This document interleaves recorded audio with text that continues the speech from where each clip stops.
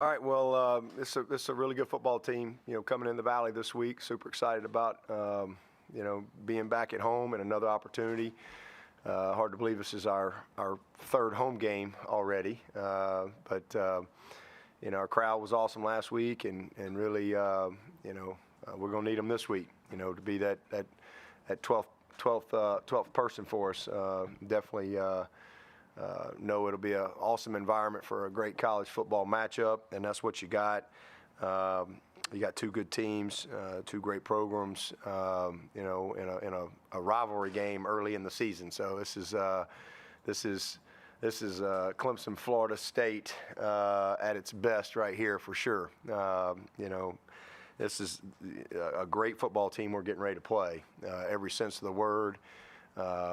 Mike's done a great job in really building their program and putting it back together. And not only that, it's one thing to have good players. It's another thing to get them to play hard, to play together, and to play with the right character and attitude and all those type of things. And all those things jump out when you watch Florida State play. These guys really, and it starts with their quarterback. I mean, he's a guy I've been around a little bit and I've had a chance to watch. And I mean, he's a great football player, but he's a great kid. And he's a winner. He's a guy that makes everybody around him better. He's got a ton of football character and a ton of just character in general, and that kind of shines through him in every aspect of his life. So I got a lot of respect for this team. Very, very experienced football team that we're getting ready to play on offense and defense. Got a lot of guys that have played a lot of football. Again, starting with their quarterback. A bunch of guys up front that have played a lot of ball. Great backfield. This is a really, really dynamic group of backs. Three is he's a load. They do a lot of things to get him the ball in the screen game, and they're a very physical group up front by nature of their scheme, with all the guard tackle pull stuff that they have, and misdirection.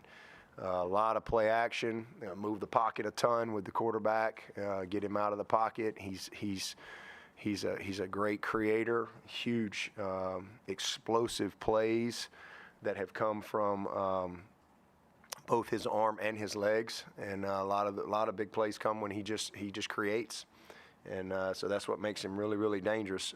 He can beat you in a lot of ways, a million screens. And then they've got some dynamic playmakers. I mean, obviously with Bell coming in, we've seen him up close. He's a great football player. 14, 4 is a really special talent as well. So they've got a very dynamic group with their backfield, tight end, receivers, and then the quarterback. So create a lot of challenges for sure. Huge battle and matchup there. And then flip side, defensively, they look like the Florida State teams on defense that I kind of grew up here at Clemson watching, if you will. Deep up front, bunch of big bodies, a bunch of guys that can run, sub guys in and out, physical downhill linebackers, and guys in the secondary that play with confidence and try to force the issue. So it's a physical matchup on both sides. There are going to be a lot of competitive plays on both sides. So good football team, every sense of the word, and man, we're excited about the opportunity and the challenge, and look forward to being a part of it. We'll have to play well for sure. Any questions for Coach? Just reflecting on the Clemson-Florida State rivalry, what makes it so special? Well, I mean, obviously, I didn't know much about it prior to coming here, other than just the Punt Ruski and Deion Sanders, the big return that he had that one year, and so but being a part of it, my first year was 2003, and we were coming off we were 5-4. That was a miserable time in my coaching life right there, being 5-4, and things were not really good here, and we're not in a good spot. And now we look up and we got to play the Seminoles And I remember watching the tape going, holy moly, they were loaded. They were really, really good.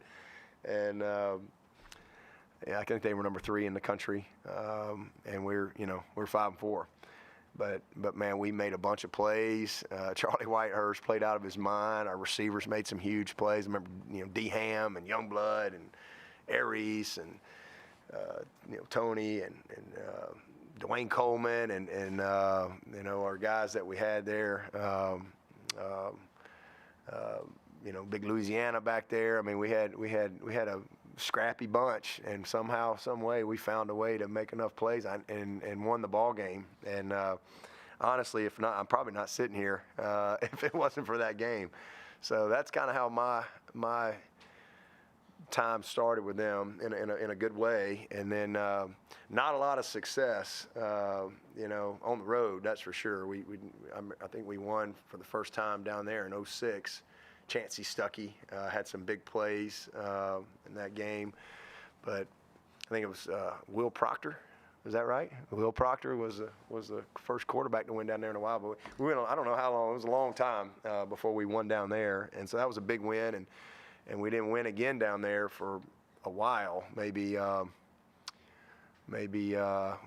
it 16? Yeah, so I mean, it was a long time. We had some almost, when we had them, the one game down there, we led the whole game. Was that 10? And kicked like an 85 yarder to win it with 2 seconds. Never forget that. And then we had the game in 14 where had first and goal from that far, and we ended up punting. You remember that? Remember that one. And then we fumbled the ball late and then gave up the long pass on like 2nd and 23. They threw like an 80-something yard touchdown. It was a crazy game. But so we've had a lot of battles. I mean, so I think to answer your question, you've had games like that, crazy plays, huge moments. And then flip side, we've had some big ones here. And, we won here. Obviously 3 was a huge win, and we had a couple others. But in 9, my first year, we started out 2-3 that year, and went down there to Miami and beat Miami top 10, and we had to play Florida State. That was a crazy game. That was ironically DeAndre McDaniel going in the Hall of Fame this weekend. That was the DMAC game that'll forever. So there's just these huge plays on both sides that I think have made this a great rivalry. Obviously, them joining the ACC when they did, and Bobby Bowden, and then Tommy Bowden being here, that created, the Bowden Bowl and created even more,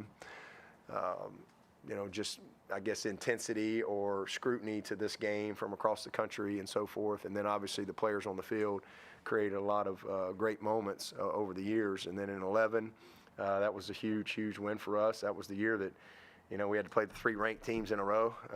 We played Auburn, played Florida State, Virginia Tech, and at that time, nobody had ever won 3 ranked games in a row in the ACC. And not sure we had much chance going into it, especially coming off a 6-win season. But we won all 3, and that was a huge game. So just a lot of big games over the years. 13, they smashed us right here in the Valley. I mean, that was one of the worst football nights of my life. I mean, we just could not get out of our own way. I mean, they were really, really good, and went on and won the national championship, that year. So a lot of great moments, a lot of great battles, and then I think as we had divisions in the league for, I don't know, since 05, I mean, outside of, I know Wake went one year, and maybe BC went early in a year, but it was pretty much Clemson, Florida State. And so that game for so long came down to, if you won that game, unless you screwed it up somehow, you were probably, because now you got to lose 2, right?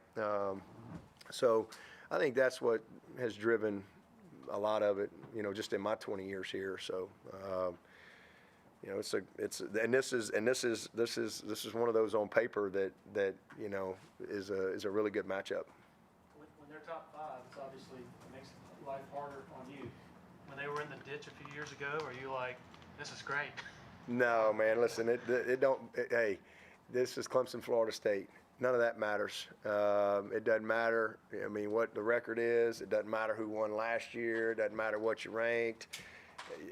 This is a game that you better show up. You better show up and be ready. And you know, it's certainly great for the ACC when you have, you know, a lot of competitive balance like we have. I think our league is really good. We got a lot of good players and a bunch of great quarterbacks, and we play about every one of them. So this is just another battle along the way. It's going to be a bunch of battles ahead. But Clemson, Florida State, you can throw all that stuff out the records. I mean, just like, you know, we were 5-4 and upset the number 3 team in the country. It doesn't matter. You know, this is a game of passion. This is a game of a few plays typically every year. Yeah, there's some anomalies. There's been some on both sides where you know, Clemson's given up 1 million points and could barely move the ball. So been on both sides of it. And it really doesn't matter what you did last week or last year or whatever. This is just one of those games. They're all big. They're all the biggest game. This is the biggest game of the year because it's the one we're playing. And I know nobody wants to hear that, but that's the fact. And if you don't have that mindset and when you're on this side of this microphone, you're not going to be very consistent or very good. You know, you win this game, well, guess what? You go to Syracuse next week and lay an egg. Well, nobody cares, right? So every game is the biggest game of the year. But there are those games along the way that you have along your path that just, you know, got a little more juice to them. And there, you know, you get these rivalry matchups where there's a lot of familiarity and intensity with your fan bases and things like that. And this is just one of those games. To this point, though, the fact that they're the top 5 team now and you guys aren't ranked, which is kind of weird. Well, I mean, they've earned that. No, absolutely. Yeah. But is there a chip on the shoulder factor from your standpoint for the first time in a while, just because they're the one that's ranked and you guys aren't? No, I mean, we ain't worried about none of the ranking stuff. I mean, it really, I mean, again, we've played 3 ball games. You know, we lost our opener on the road, and they're undefeated. And so, you know, that's just where we are. Again, you can. They don't give trophies out after 3 games. I mean, you got to play the season out. There's a lot of teams right now that are ranked that will not be ranked when the season's over. I'm pretty sure that's an accurate statement. And there's several teams, probably not a lot, but there's several teams that aren't ranked right now that they're going to finish ranked when the season's over. It's a long season. So, you know, none of that stuff matters. I mean, this is 2 good football teams that are going to battle out, and who knows what anybody is right now. When you face a wide receiver group that looks like they could post up for Leonard Hamilton, I mean, what concerns? I mean, they got some big guys. Yeah. I think they're all just now there, you know, this year. But I mean, what are concerns when you face big wide receivers? Well, I mean, it's not just having big wide receivers. It's the totality of their package of what they do. You know, I mean, they're physical up front. It's all built through trying to stay on schedule on first down through the run game, the misdirection, the boots, the nakeds, a lot of RPOs, off the counter scheme. That's what creates problems because that, you know, you can't just say, all right, we're going to stop this great receiver over here. You know, they got a great running back. They got a great dynamic quarterback who they're going to get on the edge. And so there's a lot of problems. I mean, this is just a really complete offense. They're explosive in the run and the pass. So schematically, they create some problems because they create, you know, one-on-one matchups. And so, you know, it's going to be a lot of, it's going to be competitive plays. 14 is a giant. He's got a humongous catch radius. He's a very experienced guy. And then 4 he's a big, strong, dynamic player. You know, strong hands, strong runner, fast. He's a returner as well. So, you know, just elite football players create problems. But it's more than just being elite and talented players at that position. It's the package of how they put it all together, because it really challenges you from a discipline standpoint, eyes, because you got a quarterback back there that really understands what he's doing, and you know they're gonna use him through the run game and through the play action, which creates space. And again, it comes down to just some matchups where there's going to be some competitive plays. You can't just line up and play zone against these guys, as you're going to be short and they're going to run the ball down your throat. They create advantages with the quarterback, so it's like playing with 13 on 11. So you have to win your matchup. But hey, we like our guys, and it's a very similar matchup to last year, and we did not play well defensively against these guys in the first and fourth quarter. We played pretty good in the second and third quarter, but we stunk in the first and fourth quarter. We missed some tackles. If you look at their two huge plays early on, their guy was better than our guy. Number 13 and Barrett Carter. There you go. That's two great football players right there, one-on-one, and he just ran right by us, and we don't make the play. So that's football. It comes down to matchups, and they create matchups like that, and you got to win more battles than you lose. Dabo, health-wise, do you anticipate Andrew and Walker being able to go this week? We're hopeful. We're hopeful. They're with us and working, and still say day to day, but we'll see. So you added a new kicker? Yeah. How about that? Y'all get more intel than I get. Y'all usually know before I know. Y'all ask me all these questions, and y'all already know the answers to the questions before y'all ask them. So y'all get all the answers. Y'all probably already know who's playing, who's not playing, but it's fun to come in here and go through the process anyway. I would miss y'all if we didn't get to do this, Qualt. Yeah, we got my man Whitesy coming back. We called him went to the bullpen, called him off the beach. He's down in Charleston, and he's honestly we just need a little bit of maturity there, I guess would be the right word. Haven't lost any confidence in Robert Gunn at all. This kid is, man, when you say this kid is talented, you're really not doing it justice. This guy is freaky. He really is. He is a freaky talent when it comes to his ability to kick a football. And he's just a young player, a freshman that's just got to kind of work himself through the funk. And his kickoffs are amazing. He's been unbelievable there, but he's just been in a little bit of a funk. And it really started kind of the week of the Duke game.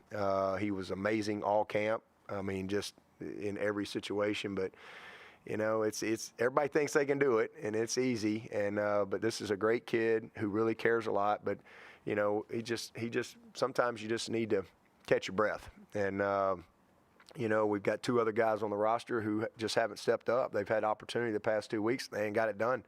They've not taken advantage of the opportunity. So the only reason White's is here is because I found out he was in school. I didn't even know he was in school. And so, yeah, he was pretty shocked to get a call from me on Sunday. I'd heard he was in school, and I was like, "Are you really in school?" And yeah, so he said, it's either going to be a great story or it's going to be terrible.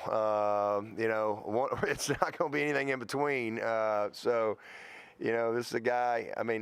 He's got a boss up in New York, probably pissed off at me because he's in school, but he's been online, living in Charleston. And the only reason he didn't come back is, for people who don't know who he is, he's not just a guy off the street. He is right now, but he was in our program for 4 years and was our backup the last 2 years, and a good backup. But we just had BT Potter.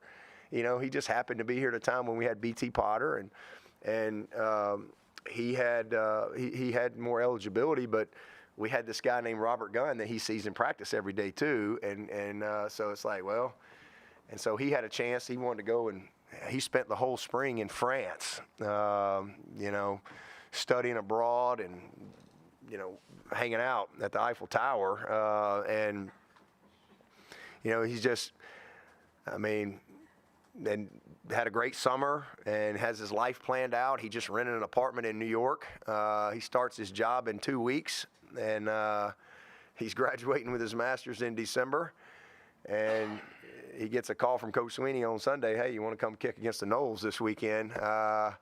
He's just crazy enough to want to do it, and might be what we need right now. So, I mean, he was 7 for 8 yesterday, so he hadn't kicked the ball since April. So hopefully he'll be ready. But we got to have a change there. I mean, it's just where we are, and we'll see what happens. So what was the distance? Will he start against Florida State? Yeah, he'll start. What was the distance on the 7? I don't know. Hang on. Let's see warm-ups, okay? Let's hold that thought. He's starting today, but we got a long week of practice, and we got warm-ups. So we'll see how that goes. His gun still do kickoffs? Oh yeah. He's got no issues there. He's just got to settle down. You know, that's kind of he's gotten to a point where and I think it's more he's just mad and he's trying so hard, you know, and he's kicking his field goals like a kickoff, and we just got to he'll work his way out of it. What was the distance to the furthest, or did you do a range on the 7 for 8? Did I arrange it? What was the furthest he hit a field goal from? You know, he's pretty solid from about 45 in. You know, again, he hadn't kicked since April, so, you know, he didn't even have any balls. I just asked him if he kicked, and he said no. And he said, let me go kick a few. I'll call you and let you know if I can do it. And so he called and said, I think I can do it. And I said, all right, well, are you going to tell your boss? He said, I don't know. I'm going to have to call the boss. And so I have no idea who. Appreciate the boss up in New York. Hopefully they still got a job for him in January. But I guess he's going to be paying rent for an apartment in New York for a few months. But we'll see. We're going to Syracuse next week, so maybe he can moonlight while we're up there. I don't know. Well, like a red zone option, like closer in, and you still have gun. Yeah, if we had to kick a long one, Robert. I mean, he's definitely your best option there. But we just need somebody to make some layups right now. With gun, it looked to me, I'm not a kicking coach, I'll say that.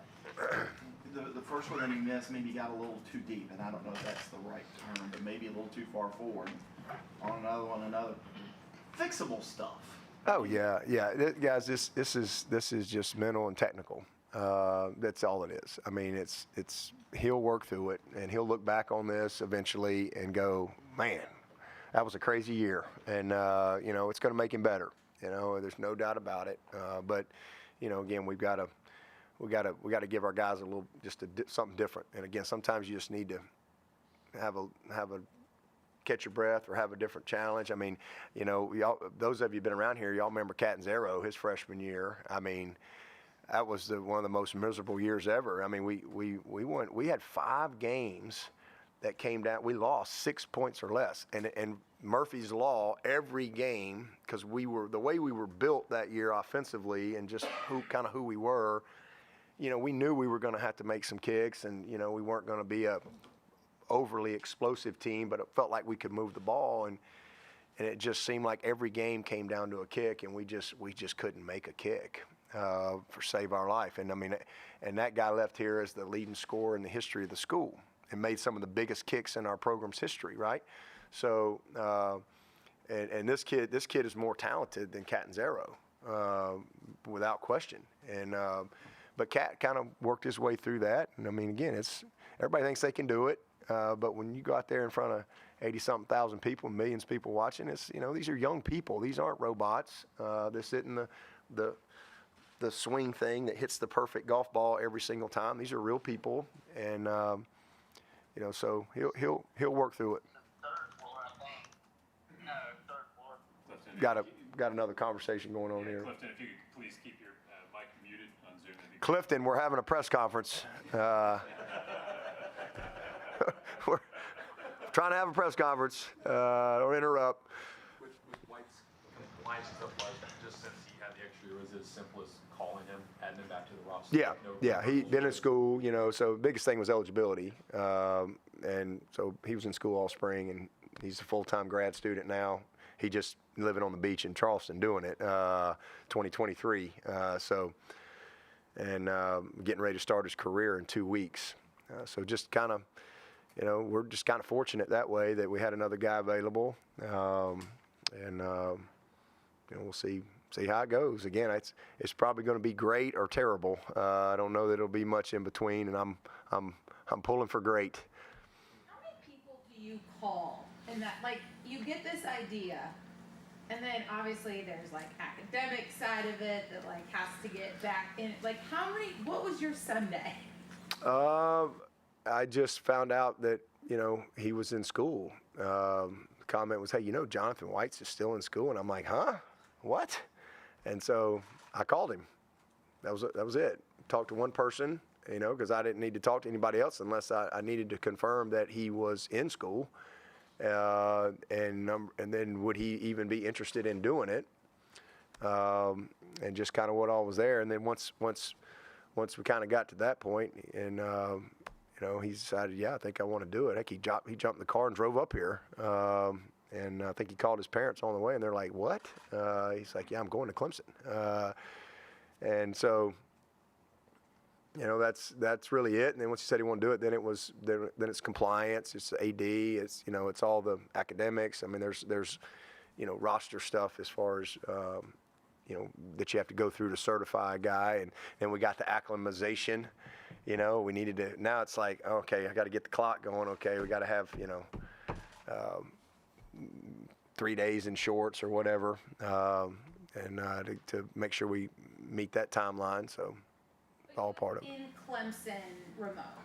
He was. Yeah, he was a full-time grad student, but living in Charleston, and he had like I said, spent all spring in France, and got back I guess this summer, and I think he's just been living his best life. Golfing, having fun, getting ready to start his career. And again, I think he's in like the financial world, and he's got a great job up in New York City. And literally rented an apartment. He's moving in 2 weeks. So this is kind of a crazy situation. So once he kind of decided that he wanted to do it, got confirmation that we could do it, then it's, he had to call his boss. He said his boss was understanding and excited for him, so I appreciate that. What was your conversation with Robert about this? I just told him, hey, man, I haven't lost any confidence in you, but, again, just need to kind of catch our breath a little bit. Let's just focus on kicking off right now, and we've got to give somebody else an opportunity, and we'll see what happens. So just keep going, keep working. We hear it time and time again how much your players buy in and love you and what you've built here, but what's it mean you said it, he's living his best life. What's it mean to have somebody willing to come back, to buy in, to show up still for this team like that? Well, I think, again, he was a part of the program for 4 years, and he understands who we are. He's a great kid, and we actually have the same birthday. I always text him happy birthday. But great family, Portugal kid down there, and came in here as a really highly preferred walk-on guy, and again, just got better and better. And the last couple of years, he's our backup and a ready guy. But again, we had BT Potter, and he just was the number 2 guy. And he just wanted to go. He was graduating in grad school and just wanted to go and kind of get on with his life. And I think was at total peace with that. And I think part of it was he knew Robert was here, and so it's crazy how things work out. And he's excited because he understands the opportunity, and this is something he worked for a long time that it never really happened. But you know what? Hey, things happen on God's timing. It's not always, life is not a perfect path. It rarely ever in life or in football goes exactly the way we want it, right? And but you just keep moving forward and do things right, and opportunities come in different forms and fashion. So. Again, we'll see what happens. I hope it doesn't come down to a kick. I don't know if my heart can take that, but we'll see. He's living on the beach and living his best life. Do you think that sort of unburdened mentality could help when he's? I hope so. You know, he's just a mature guy. He's a grown man. You know, he's not a young player. He's been out there. He's made kicks for Clemson before. He's played. He's kicked off. He's kicked some. So it's not like he's never done it. But I think just the where he is in life, you know, maturity wise, experience wise, definitely serves him well. You know, as you get older and you experience things, your perspective changes. And you know, what was the biggest thing in the world? Oftentimes we look back and we go, that was kind of silly. You know, you can kind of see your maturation process. And I just think he's in a good place like that. Like look, man, I just make a great effort. You know what? I mean, if it doesn't go in, I'm still going to love him. You know, I mean, I'm not one of these people that, there's a lot of people out there, they love me when I win, right? That just comes with the job and the territory, right? And then there's a lot of people that really like you, but you lose, well, they hate you, you know? But at the end of the day, I'm not a different person based on what happens with the scoreboard, and I know that. You know, I'm not defined by that. I'm defined by who God says I am. That's how I'm defined. So I don't get caught up in those things. And, you know, we work extremely hard, and we do our best in everything that we do, and make a lot of decisions. And some people like those decisions, some people don't. You're never going to please everybody. But at the end of the day, you've got to have some substance of who you are and what grounds you in this crazy world we live in. Otherwise, you just get swept out to sea. But I'm anchored, and I think you know, he's a guy that I think is at peace with himself and where he is in life, and he's worked really hard. I mean, he's a very, very smart kid. He's highly accomplished as a young person in this world. You know, I mean, what he's done as an athlete, he's been a part of a national championship team. He's done some great things, had some great experiences. He's getting a master's degree. He's got opportunities in the world. And, you know, so I just think he's got good perspective, and, you know, he's going to give it all he's got. And at the end of the day, that's all you can ask. And Robert has given it all he has. Robert's, I think he's just at that point where he thinks trying harder is better, and it's really not. You know, he's just got to kind of work through this phase that he's in, and he'll get there. He'll get there. You had actually mentioned earlier this year, B.T. Potter, I'll take it back a couple of years ago. You were going to sit him down going into a Louisville game. Then 51-yard field goal is staring you in the face, and you trotted him out there, and he splits the pipes, and that was that. Yeah. Was White's the guy? Yeah. Yeah, and a lot of people don't realize this, but, you know, Potter, what did he do? He just kicked off his first couple years around here, right? His first year, he couldn't make a kick. You know, same thing, highly acclaimed guy coming in here, and was it Hugel? He couldn't beat Hugel out. He couldn't beat him out. You know, Hugel was money. I mean, and Hugel we got out of a tryout, right? And, you know, but a lot of expectations on BT, a lot of expectations. And this is a great kicker. I mean, again, one of the best in the history. And, but his first couple of years, he was the kickoff guy, you know, but he eventually became, you know, the guy, and he just kind of, and again, just a maturation process that you have to go through. It's a hard position. You know, there's a lot of people that make a lot of mistakes, but not everybody sees them. You know, left guard will miss a block every now and then, but, you know, nobody sees it. Guy busts a coverage backside, but they didn't throw the ball that way. Nobody even knows. Quarterback missed his read, but he threw a nice completion over here. Everybody's cheering him.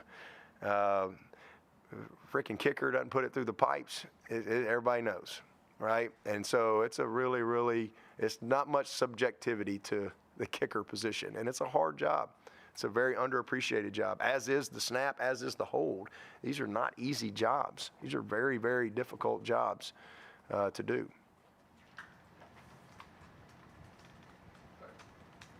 One other what if. All right, so you have a 52-yarder. It's the most kicking questions in the history. Clifton, you taking notes? This is a great kicking press conference here.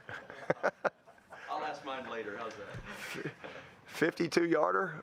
Yeah, and Robert trots up there and he splits the pipes. Now you got a 38-yarder. Now this, you know, it's got to make you second guess, doesn't it? Yeah, we'll see what happens. Yeah. See what happens. You don't want me kicking. Yeah, man, me neither. One more kicking question. Yeah, Snapping and the holding up that operation been? it's been great. It's been great. It's been really good. Dabo, what do you think of how you We actually made a change there with Casperson. I don't know if anybody's even noticed that.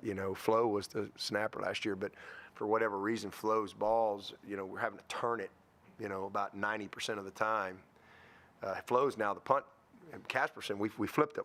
Casperson, he's money. He was almost 100% in camp of catching plays. That's something you don't think about, whereas last year, and not as bad, but all camp, it's having a turn, getting the laces out of the way. Like almost 90% of the time. And it's just, Flo, for whatever reason, kind of got himself in a funky groove, because if you really watch great snappers, when they catch it, the ball goes down, there's no laces. And so that's a technique.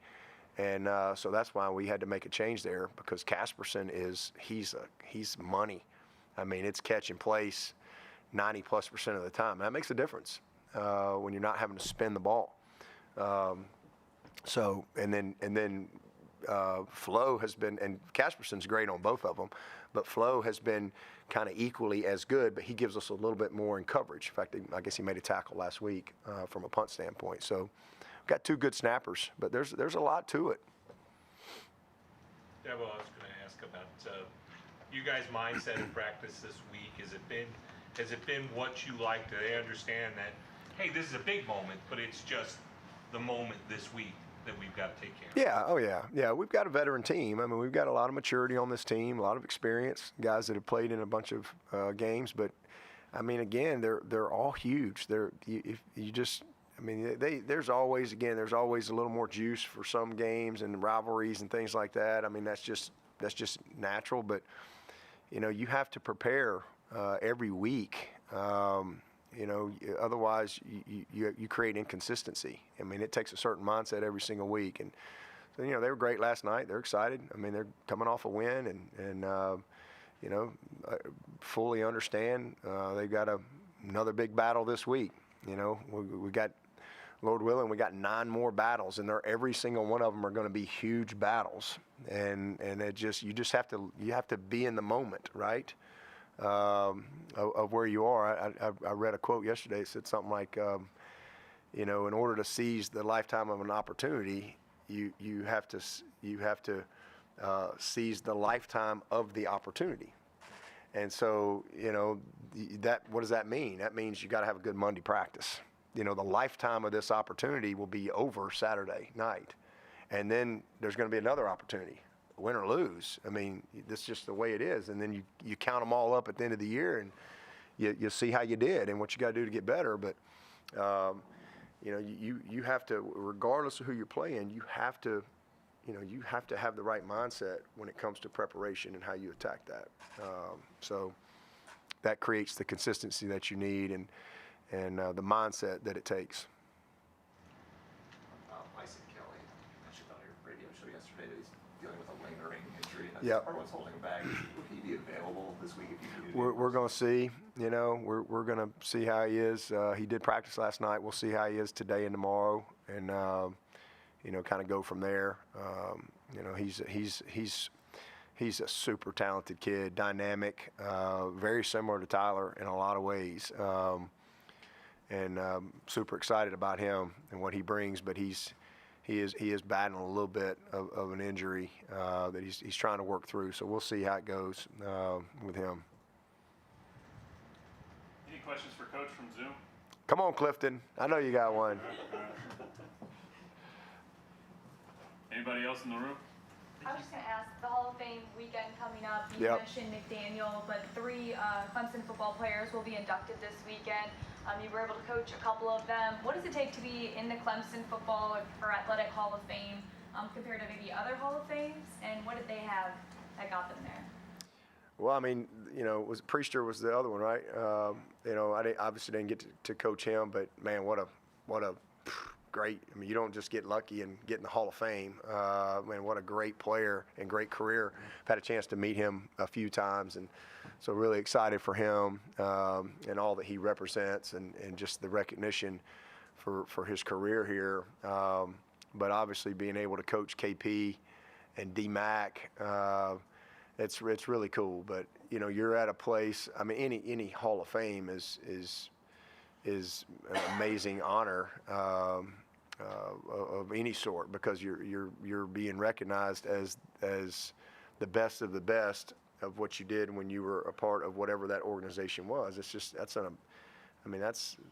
you just can't take that lightly. I think that's a big deal. But certainly at a place like Clemson, that's been going since the 1890s. That's a long time, and there's thousands of football players that have come through here, and to be recognized as a Hall of Famer and one of the best, based on your contributions on the field, that's a huge honor. It really is. And man, they got two great ones this weekend that I had the opportunity to coach. Recruited both of them personally. In fact, I think they both showed up here maybe the same year. And KP was my first ever mid-year recruit.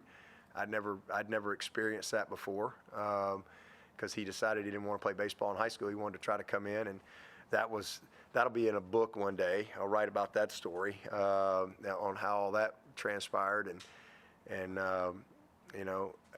he ends up coming in. I think led the team in home runs that year as a high school senior, and then just what he did for us football-wise, and leading us to our first division championship that in 2009, 2 and 3 to the championship game, and a game where neither team punted against Georgia Tech there that year in Tampa, and that was amazing. That was an amazing thing to get our team there. It was disappointing, because we wanted to go to the Orange Bowl, and ironically that game was in Tampa. That's the only time it was ever in Tampa. And from my perspective, that was a good lesson for me, because I was so disappointed in that moment.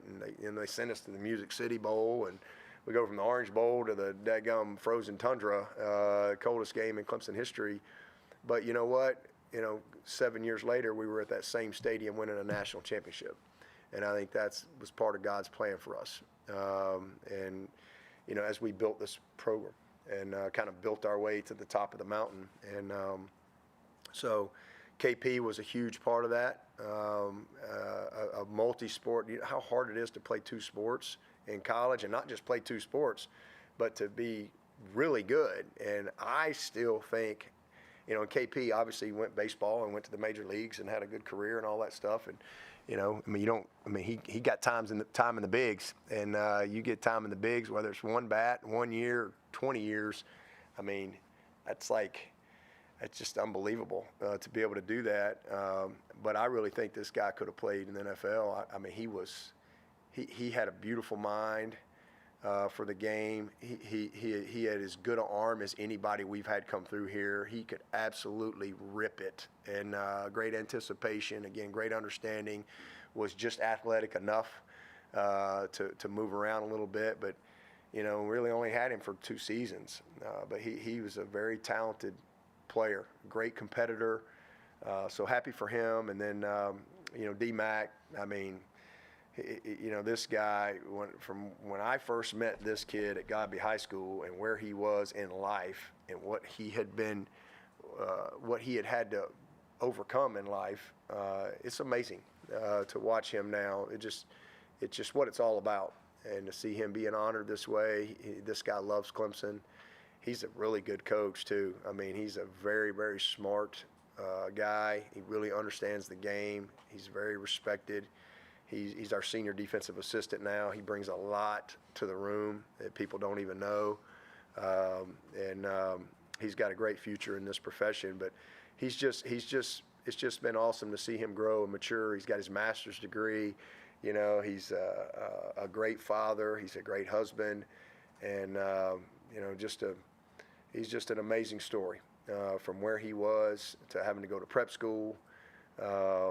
To trying to leave the prep school. I remember calling his grandmother, Miss Dot, and his godmom, Miss Kim, and I said, hang up on him. If y'all go pick him up, I'm never talking to you again, and this kid's he ain't gonna make it. And, they left him. They left him. They wouldn't go get him. And, he hung in there, and it's exactly what he needed. And to see him now the maturation process of where he is, he just got a great story. And, he's got an unbelievable perspective because of the journey in life that he's been on. And it's a big deal. It's a big deal for him to be recognized as a Hall of Famer. So really happy for him. And again, it's means a lot. There's been a lot of great players come through here, for sure. And he's another one of those guys that's just always been, he's a Clemson guy, man. I mean, he's unbelievably committed. I'll never, ever forget, and Tim Beret can back me up on this, 2010, we lose that miserable game up there in Charlotte in the bowl game. We got 6 wins, and D-Mac's a senior. He's got a broken wrist. He don't have a dog in the fight no more. And man, he called that whole team up in the locker room, and I mean, got after them and challenged them. It's my second year, and he basically, paraphrasing here, and Tim, you can say, basically he said, hey, look, we're building something special here, and you guys need to stay the course. You need to listen to Coach Swinney. You guys are gonna do this, and this, and it was a huge thing in that moment, from a culture standpoint. And then the next year we won the league, right? And just built our program to the top of the mountain, and we'll build it back to the top again. But it takes leadership like that. It takes great moments along the way like that as well. And so I'm very thankful for those guys, and happy for Priester as well. Looks like David was trying to get in virtually. David, go ahead. Thanks, Ross. Dabo, you talked a little bit about Jordan Travis at the top of this, and how much he makes the guys around him better and sort of makes that offense run. I'm curious where you see Cade and his development of kind of getting to that point at Clemson, and particularly over the last 6 quarters, have you been pleased by the improvements that he's made since the start of the season? Yeah, I think similar. If you go back and look at Travis, a couple years ago to where he is now, I mean, he's just gotten better and better and better.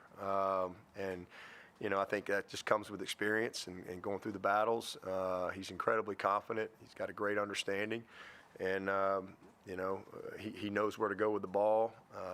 And then again, he can really create. And there's a lot of similarities with Cade. Cade can really run, and I think he's growing into that. He's started a few games, and every time he has an outing, he grows. So he's a young player.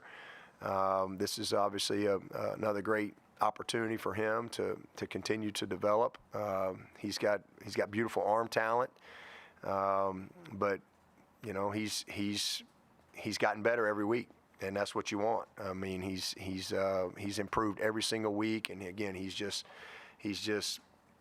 one of those guys that learns as he goes, and I think you'll continue to see that. I think he's got a great future ahead of him, a great career, and Garrett's been very pleased with him as well. I mean, he did some good things last week with his legs. I mean, it's just still the more he plays, the more comfortable he'll get, with all aspects of the position.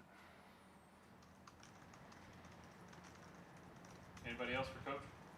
You mentioned with portal, it's a fit on both sides. Florida State's had a lot of portal hits. I know there's some portal misses. Why do you think they've been able to evaluate those guys well and bring them in from other schools and have them kind of fit in so seamlessly? Well, I mean, it's no different than any recruiting process. I mean, you got to, they've done a good job of evaluating and then recruiting.